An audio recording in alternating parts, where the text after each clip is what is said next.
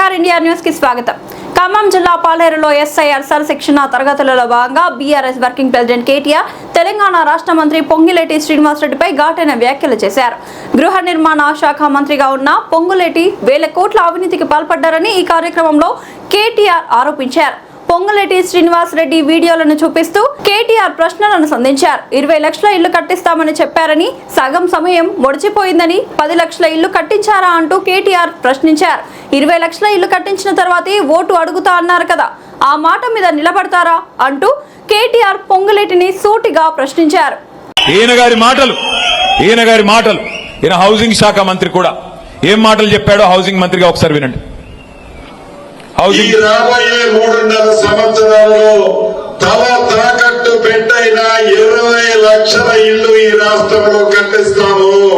20 లక్షల ఇల్లు ఇచ్చిన తర్వాతనే మళ్లీ అసెంబ్లీ ఎన్నికల్లో మీ గుమ్మానికి వచ్చి ఓటు అడుగుతాము. 20 లక్షల ఇల్లు కట్టిస్తాము, కట్టించినాకనే మీ గుమ్మానికి వచ్చి ఓట్లు అడుగుతాం.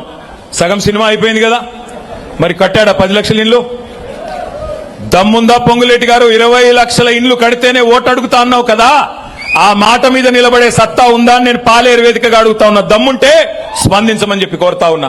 20 లక్షల ఇండ్లు కడతా అని చెప్పి చెప్పాడు. మరి 20 లక్షల ఇండ్లు ఆయన రాఘవ కన్స్ట్రక్షన్ కడుతుందో లేకపోతే ఈయన గారు కడతారో ప్రభుత్వం కడతాదో నాకైతే తెలియదు. ఎందుకంటే హైదరాబాద్ లో ఎక్కడ చూసినా భూములు లాక్కోవడం, నడుస్తున్న ప్రాజెక్టులు లాక్కోవడం.